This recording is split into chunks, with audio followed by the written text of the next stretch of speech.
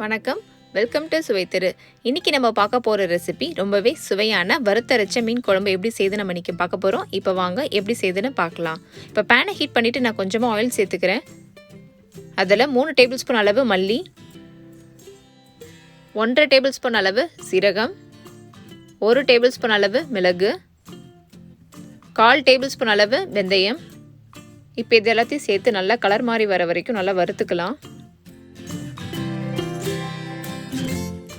இப்போ நல்லா கலர் மாற ஆரம்பிச்சிருச்சு. இப்போ நான் 7 காஞ்ச மிளகாய் சேர்த்துக்கிறேன். அது கூட கொஞ்சமாக கருவேப்பிலை சேர்த்து ஒரு 30 செகண்ட்ஸ் நல்லா வதக்கிக்கிறேன். இப்போ நல்லா வறுத்தாச்சு. இப்போ இது தனியாக ஒரு பிளேட் எடுத்து வச்சு ஆற விட்டுறலாம். இப்போ அதே பேனில் நான் கொஞ்சமாக நல்லெண்ணெய் சேர்த்துக்கிறேன். அது கூட 20 சின்ன வெங்காயம், 8 பல்லு பூண்டு சேர்த்து நல்லா வதக்கிக்கிறேன்.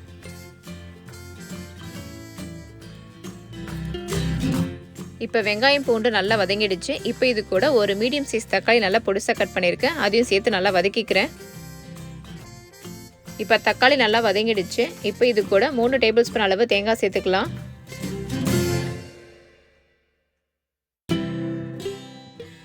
இப்போ இதை நல்லா வதக்கி விட்டுக்கலாம்.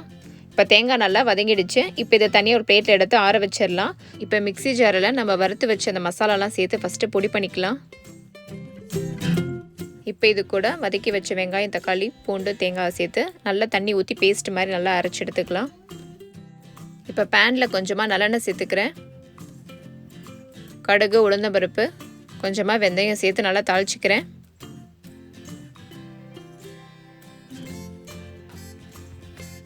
இப்போ இது கூட கொஞ்சமாக பொடிசா நறுக்கின சின்ன வெங்காயம், 2 பச்சை மிளகாய், கொஞ்சமாக கருவேப்பிலை சேர்த்து நல்லா வதக்கிக்கலாம்.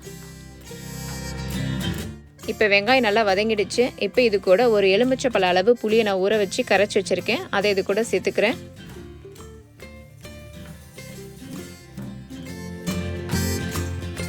கால் டீஸ்பூன் அளவு மஞ்சள் சேர்த்து நல்லா கலந்து விட்டுட்டு கொதிக்க விட்டுறலாம். இப்போ நல்லா கொதிக்க ஆரம்பிச்சிருச்சு. இப்போ நம்ம மூடி போட்டு ஒரு 5 நிமிஷம் நல்லா கொதிக்க விட்டுறலாம். இப்போ 5 நிமிஷம் ஆயிடுச்சு. புளிலாம் நல்லா பச்சை வாடை போய் நல்லா கொதிச்சிருச்சு. இப்போ இது கூட நம்ம அரைச்சி வச்ச மசாலா பேஸ்ட்டை சேர்த்துக்கலாம்.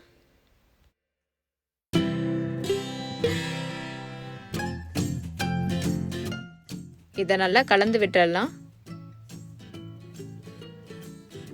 இப்போ இது கூட 2 கப் அளவு தண்ணி சேர்த்துக்கலாம்.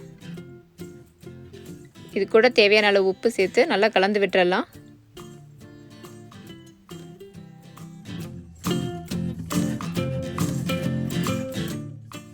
இப்போ குழம்பு நல்லா கொதிக்க ஆரம்பிச்சிருச்சு. இப்போ மூடி போட்டு ஒரு 15 நிமிஷம் மீடியம் ஃப்ளேம்லேயே வச்சு கொதிக்க விட்டுடலாம்.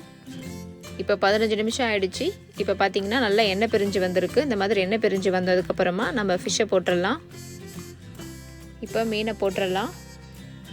நான் இன்றைக்கி சங்கரா மீன் எடுத்திருக்கேன்.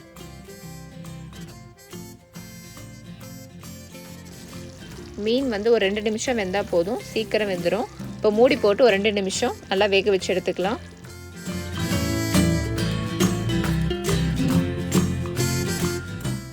இப்போ 2 நிமிஷம் ஆயிடுச்சு. மேலே பார்த்தீங்கன்னா எண்ணெய் பிரிஞ்சு வந்திருக்கு. மீன்லாம் நல்லா வெந்திருக்கு. அவ்வளோதான்.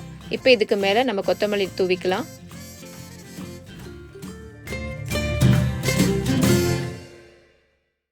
அவ்வளோதாங்க, ரொம்பவே சுவையான அரைச்சி விட்ட மீன் குழம்பு இப்போ சூப்பராக ரெடி ஆகிடுச்சு. இதே மாதிரி நீங்களும் உங்கள் வீட்டில் செஞ்சு ட்ரை பண்ணி பாருங்கள். இந்த வீடியோ பிடிச்சதுன்னா லைக் பண்ணுங்கள், ஷேர் பண்ணுங்கள், சப்ஸ்கிரைப் பண்ணுங்கள்.